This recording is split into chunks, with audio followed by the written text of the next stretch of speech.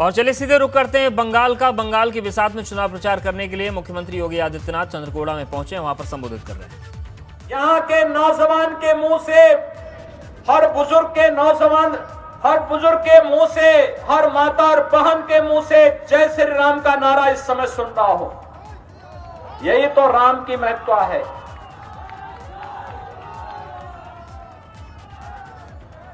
हमने कभी भी इसमें भेद नहीं किया और राम तो सबके हैं, लेकिन दीदी कहती है कि राम का नारा क्यों लगेगा, जय श्री राम के नारे क्यों लगेंगे। पता नहीं दीदी को तो अब भगवा से भी बैर हो गया है। अब कहती है दीदी कि मुझे भगवा से चिढ़ है, मैं इसको देखना नहीं चाहती हूं। आपको याद होगा ये भगवा तो भारतीय संस्कृति की प्रतीक है, भारत की सनातन धर्म की प्रतीक है, भारत के आन बान शान का प्रतीक। हमारा जो तिरंगा है, उस तिरंगा में जो सबसे ऊपर की पट्टी है वो केसरिया है, वह भगवा कलर का प्रतीक है।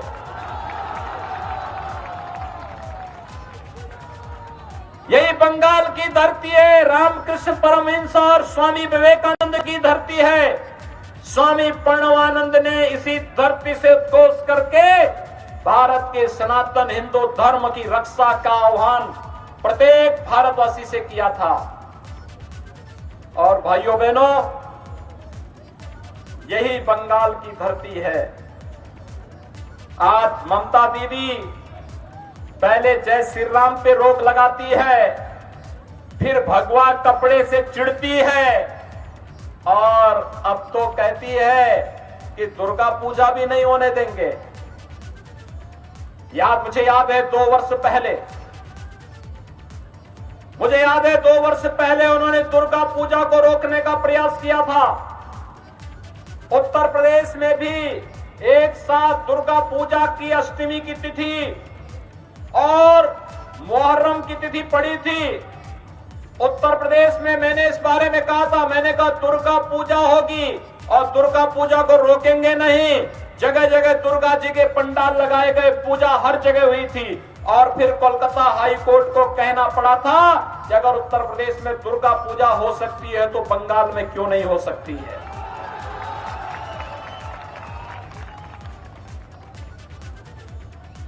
आखिर कब तक ये तुष्टीकरण की भेंट हम यहां की आस्था को और आम जन के विश्वास के साथ करते रहेंगे।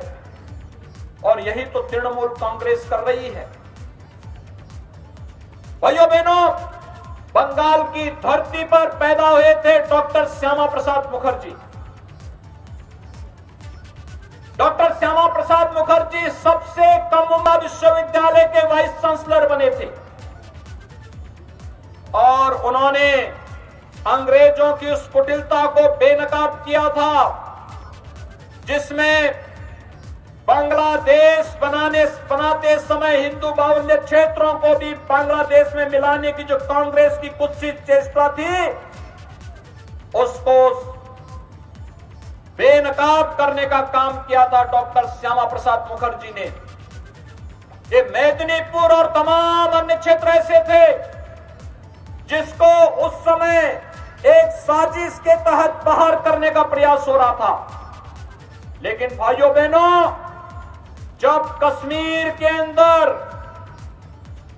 कांग्रेस की कुत्सित चेष्टा के कारण संविधान में धारा 370 जोड़ी गई, तो धारा 370 को हटाने के लिए किसी ने आंदोलन किया था। तो इसी बंगाल की धरती पर पैदा होने हुए डॉक्टर श्यामा प्रसाद मुखर्जी ने उस समय नारा दिया था, एक देश में 2 प्रधान 2 निशान 2 विधान नहीं चलेंगे का नारा दिया था। और आज डॉक्टर श्यामा प्रसाद मुखर्जी के सपने को साकार किया है देश के यशस्वी प्रधानमंत्री श्री नरेंद्र मोदी जी ने, देश के गृह मंत्री श्री अमित शाह जी ने, जिन्होंने कश्मीर में धारा 370 को हमेशा के लिए समाप्त कर दिया। आज अगर मेदिनीपुर का नागरिक जम्मू कश्मीर में जमीन खरीदना चाहेगा प्रधानमंत्री मोदी जी ने आपको यह अधिकार दे दिया है कि आप जम्मू कश्मीर में जाकर के भी अपने लिए जमीन खरीद सकते हैं।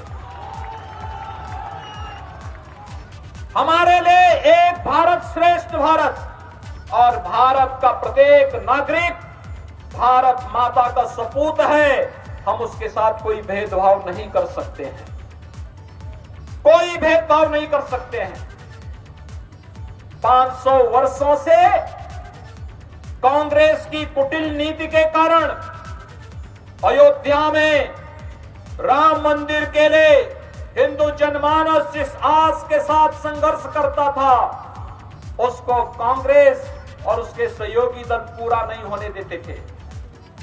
आज आपने देखा होगा, प्रधानमंत्री मोदी जी बने, सभी बाधाओं को दूर कर दिया गया। 5 अगस्त 2020 को प्रधानमंत्री मोदी जी ने अयोध्या में भगवान राम के भव्य मंदिर निर्माण का शुभारंभ भी कर दिया है। अयोध्या में भगवान राम का भव्य मंदिर निर्माण कार्य आज युद्ध स्तर पर आगे चल रहा है। भाइयों बहनों, अयोध्या में भगवान राम का मंदिर भारत की सनातन आस्था का प्रतीक है।